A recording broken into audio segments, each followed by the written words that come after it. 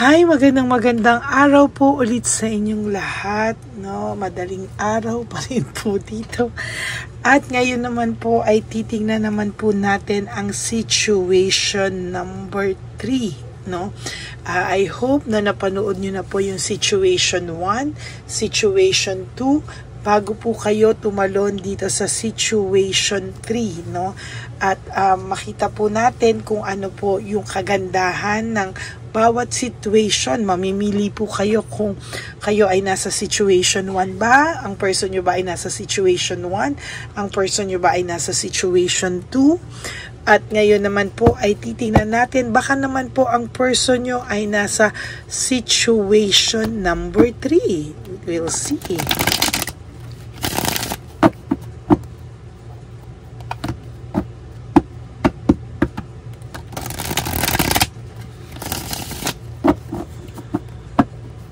Ano po kaya ang makikita natin sa situation number 3?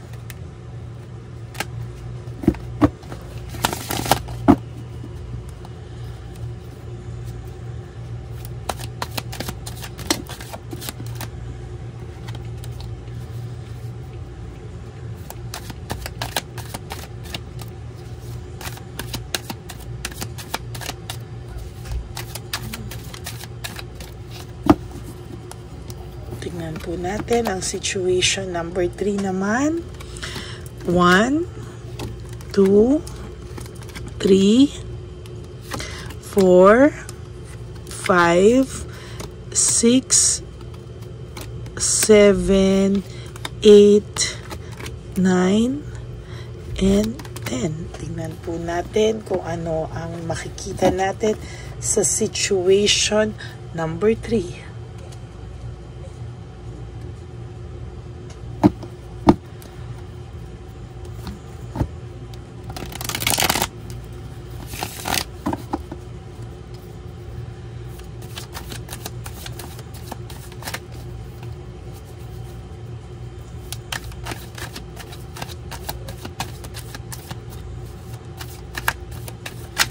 Yan, makikita nyo po talagang balasado po ang ating mga baraha, no? Para makita nyo po na talagang hindi po ito coincidence lang, no, na nabunot natin dahil hindi nabalasang mabuti. Talagang kitang-kita nyo po na talagang binabalasa ko. Yan, panoorin nyo po lahat, no? At para makita nyo po na talagang binalasa po natin ang ating mga baraha. Okay? Pili na po tayo ng 10 for our situation 3. 1, 2, 3, 4, 5, 6, 7, 8, 9, and 10.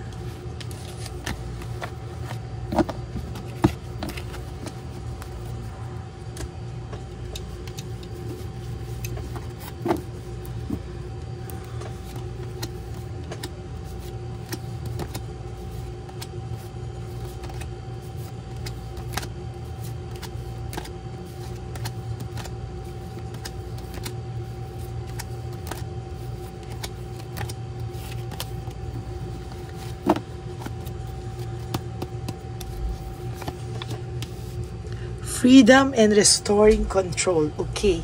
Ang person na po nito, maybe, no, medyo matagal na rin po kayo, and kahit papano po kayo pong dalawa ay nagkaroon ng maayos na relationship, masayang relationship, and only to find out ngayon po, naguluhan ka po dahil biglang may dumating po sa inyong hindi inaasahan na sitwasyon, hindi inaasahan na nangyari po sa inyo ang mga bagay na ganito.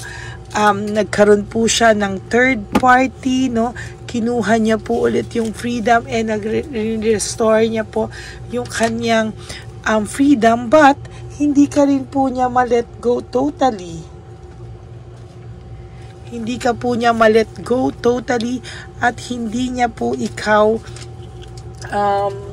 hindi ka po niya ma-let go na parang gusto niya kahit na nire-restore niya yung freedom niya, ay nandiyan ka pa rin po sa tabi niya. I feel that this situation is somehow freedom and restoring control, pero gusto niya nandiyan ka pa lang, is somehow meron po kayong communication, no, ng inyong person, ano. Ang person nyo ay gusto niya hindi ka mawala sa tabi niya. Parang ang feeling niya, no, patapusin mo lang siya sa mga ganitong pakiramdam niya, and babalik pa rin siya daw sa iyo sa huli, no? Parang ang gusto niya lang, hindi naman po pwede to, no? Parang option ka sa nangyayari dito, no? Confused po kasi siya, no right choice. Very confused po ang person nyo, and as a matter of fact, hindi niya po alam ano ba talaga daw ang gusto niya. Hindi niya po malaman-laman kung ano po ba ang kanyang gustong mangyari. Hindi niya po alam kung ano daw ba, no? Kung let go, hold on, let go, hold on, hold or let go. Hindi niya po alam, no? Parang ayaw niya rin pong mawala ka. Hindi niya din po kayang mawala ka. And as a matter of fact, ang tingin niya po sa iyo, dapat po ay nandiyan ka pa rin po, no? Somehow, nag-sorry po ito sa iyo, pero kahit nag-sorry siya sa iyo, pakiramdam mo wala ka na rin pong, may trust issues ka na sa taong ito, no? Ang pakiramdam mo po sa kanya ay hindi mo na po alam kung ano ba talaga, no? Kung nagsisinungaling siya dahil gusto kanyang i-hold, nagsisinungaling ba siya o nagsasabi ba siya ng totoo? Wala ka na pong, medyo naapektuhan na po yung tiwala mo dito sa taong to. There is this trust issues na hindi mo po talaga, hindi mo po sa kanya talaga maibigay na yung tiwala mo, because ang pakiramdam mo po, napakasinungaling na niya sa'yo, hindi mo alam ano yung totoo sa hindi. Ang parang pakiramdam ko po sa person nyo is gusto niya pong mag-explore, and yet gusto niya nandyan ka pa rin sa tabi niya, and yet gusto niya nakasuporta ka pa din sa kanya. At kung hindi ito mag-work out, lahat-lahat is kayo pa rin daw po sa huli, na nagbibigay sa iyo ng too much suffering, grief, heartbreak, sobrang sakit po sa iyo nang nangyayari, no? Parang siya is hot and cold siya sa'yo, ikaw pa rin ang may kasalanan, kahit siya na yung gumawa ng ganito, ikaw pa rin ang sinisisi niya, ikaw pa din ang may kasalanan, and somehow, hindi niya alam, no, bakit ganyan daw po yung kanyang pakiramdam. Lagi ko itong nabubuno talaga itong fatigue, no, kanina pa, at kahapon pa, no, lagi siyang lumalabas kasi napapagod din po siya sa sitwasyon nyo. Sobrang pagod. Napagod din siya sa sitwasyon na meron siya para sa sarili niya. Hindi niya din po alam kung paano niya po ito tatahakin ng tama. Kasi ito po ay parang nagbago nung napunta sa'yo, no? Pero lumabas po ulit yung ganyan niyang pakiramdam, yung ganyan niyang ugali, no? Pero parang ayaw niya nilalabanan niya, medyo magulo, confusing tong taong to, no? Tong sa situation 3, somehow gusto niyang makawala pero ayaw kanyang mawala. Ang gulo, di ba? Gusto niya nandyan ka lang, and kung hindi po ito mag-work out, no, sa lahat-lahat ay gusto niya nandiyan ka pa rin, kayo pa rin. Parang ang gusto niya, yung direction niya is pagbigyan mo muna siya, maglalaro lang daw muna siya or mag-e-explore, and then babalik din naman siya sa iyo, pagsawain mo lang daw siya. This is very disgusting, no, tong sitwasyon na to, no. Hindi niya maintindihan yung kanyang sarili, ano yung gusto niya. At the same time, ingat na ingat din siyang mawala ka, no. Talagang hinuhold pa kanya, ay sigurista siya, ayaw po niya na mawala ka din sa kanya. At the same time ay hindi rin naman po siya makapagseryoso sa iyo, no. Hindi rin niya po kayang magseryoso na sa ngayon, pero hino-hold ka po niya. Ang kailangan mo rin gawin dito is to let go also, no? Mag-disconnect ka. You disconnect from this person. Kasi hanggang hindi ka nagdi-disconnect sa person na ito, hindi niya po marirealize yung pagkawala mo. Maniwala ka sa akin, no? As long as nagpapadala ka sa kanyang hot and cold, nagpapadala ka sa kanyang mga kaswitan, no, kahit na nagawa niya na sa ito, mahihirapan ka po, no? Talagang magkakaroon lagi ng dissatisfaction and lack of inner joy. Why? Kasi hindi niya mabibigay sa iyo yung 100% na attention, pagmamahal, support na gusto mo. As long as hindi ka nagdi-disconnect from this person, hindi niya nararamdaman na this time seryoso ka, kung ikaw, kung merong iba, doon na siya.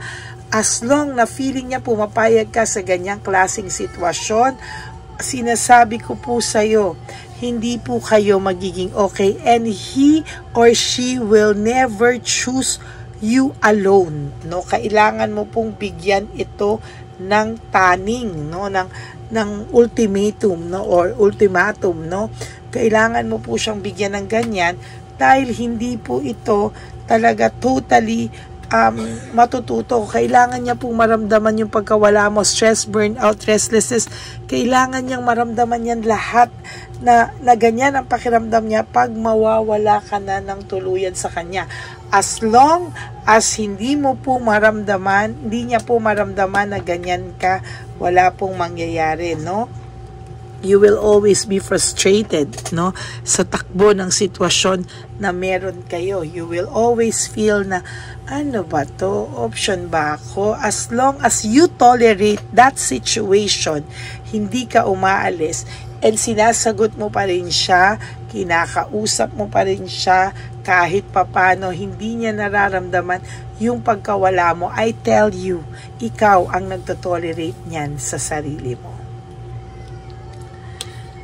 No, there is this resentment and desire to reconcile, forgiveness. Pag naramdaman niya na nagpo-pull out ka na umaalis ka na sa kanya, siya po mismo ang makakaramdam ng resentment and desire to reconcile with you. Pakabahin mo ito, no? Hindi yung, nandyan lang naman siya, kayang-kaya ko naman na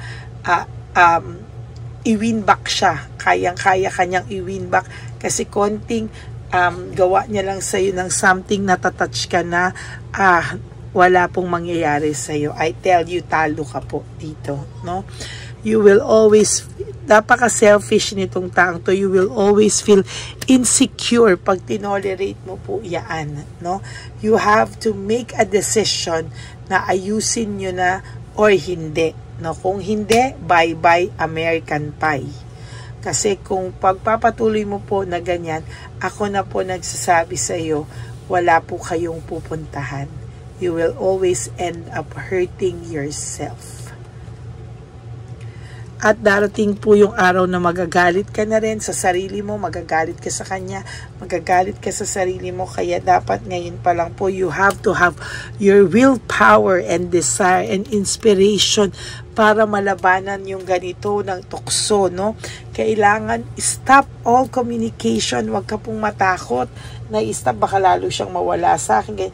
Lalo po siyang mawawala sa ginagawa mo kung pagpapatuloy mo po yung ganyang klaseng kung yung ganyang klaseng style mo na pumapayag ka po na dalawa kayo. Oo, hindi ka nga pumapayag na dalawa kayo, pero hanggang kinakausap mo siya knowing na meron pa siyang kinakausap na iba, sorry na lang po, hindi mo po ini-help yung sarili mo. Nagiging greedy na siya and you are tolerating that, no? Tinotolerate mo po yan, kaya lalo ka pong mahihirapan, ano? Mixed emotions po ang mararamdaman yung pareho, no? Wala pong mananalo sa inyo sa huli, mas matatalo ka lang po sa laban na ito if you still tolerate this kind of action from him or from her. Kailangan matuto ka pong kumawala, no? Kasi walang direksyon yung ganyang klase, panay conflict lang po ang mangyayari sa iyo. You two will end up hurting each other more, sa process po ng ganyan yung samahan, no? Ayan po, there's always deception, insecure tactics and strategy. Marami po siyang tactics and strategy para ma-win back ka lang po, and totally hindi po maayos hindi nyo po maaayos ng sobra yung inyong sitwasyon hanggang hindi nyo po yan binibigyan ng desisyon, no? Or matinding desisyon sa buhay mo. Very unstable yung pakiramdam nyo ngayon. There's hindi po maayos, no, yung samahan na mabubuo nyo if hindi nyo ito didesisyonan sa ngayon. Kailangan mong mag-stand sa anuman ang paninindigan mo na ayaw mo na, tama na. You will always end up jealousy, insecure sa sarili mo hanggang ganito po ang iyong sitwasyon, no? Kailangan mo pong panindigan na hindi po palaging dapat ganyan, no? Kailangan po wag kang magpamanipulate, no? Yung kahinaan mo, alam na alam niya, no? Talaga pong sinasabi ko sa iyo, hindi ka po maaayos hanggang hindi mo po, there are always difficulties, doubts, and lack of satisfaction sa sitwasyon mo. You will never ever be happy, no? Lagi ka pong mai-insecure, magkakaroon ng kahinaan, at ikaw din po yun nga ang magkakaroon ng sadness, depression, negativity hanggang tinotolerate mo po yan.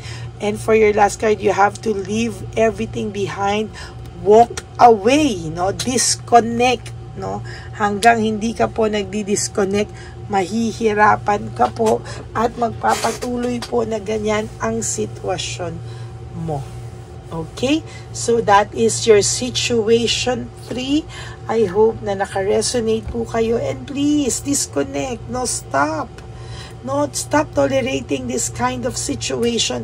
You have to let your partner know, or let that person know your value and your worth. Kasi kung tinotolerate mo po yan, ikaw mismo ang hindi nagpapakita ng value at worth mo.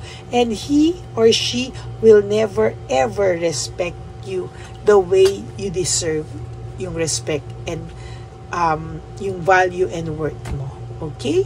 So, yan po ang situation 3. I hope na naka-resonate kayo. And if you do, can you give me a like and comment down below? At sana po ay paki-like naman po bawat isa sa inyo na nanonood ng ating channel. Baka naman po pwedeng paki-like din, at lambing ko po yan sa inyo. And for those of you who would like to have a private reading with me, you can message me po at Lady Lee Elena. That's LADYLY Elena. Nasa dulo po yan ng ating video.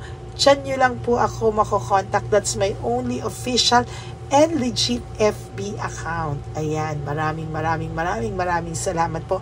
And for those of you who would like to give me a super thanks for this video, I would really love and enjoy that from the bottom of my heart. Maraming salamat po sa inyong lahat. At sana po ay may natutunan kayo sa araw na ito, no? I really wish nakatulong po ako sa inyo sa mga situations na binigay ko sa inyo. And maraming pong salamat. And hirap po akong mag-upload, so lalabas pa po ako mamaya para ma-upload ko po ito ng sabay-sabay, so I can give the situation sa inyo ng sabay-sabay. Okay? Sana po ay napanood nyo yung situation 1, 2, and 3. Yan, bago po kayo tumakbo dito sa situation 3, I hope na panood nyo yung situation 1 and 2. And I hope din po na matulungan nyo po ako to reach 20,000 subscribers para naman po lumapit-lapit tayo sa goal natin na silver. So maraming salamat po. And to all my Lady Elena solid and ever loyal family, friends, and subscribers, I love you all from the bottom of my heart. At ang lagi ko pong payo sa inyo is just to live one day at a time. Kaya nyo po yan. Huwag po kayong panghinaan ng loob. And sabi ko nga po sa inyo, Life is too short, no? Don't make it shorter by stressing yourself from all the pains and the heartaches na binigay sa inyo ng kahapon. Just surrender everything to the divine universe and just let go and let God write your life and love story. I will be back po for another set of reading. Huwag po kayong malulungkot. Titingnan ko pa po kung kaya ko pa po magbigay ng situation 4 para sa inyong lahat. Okay? I love you all and God bless you all. I will all see you again on my next reading. Bye!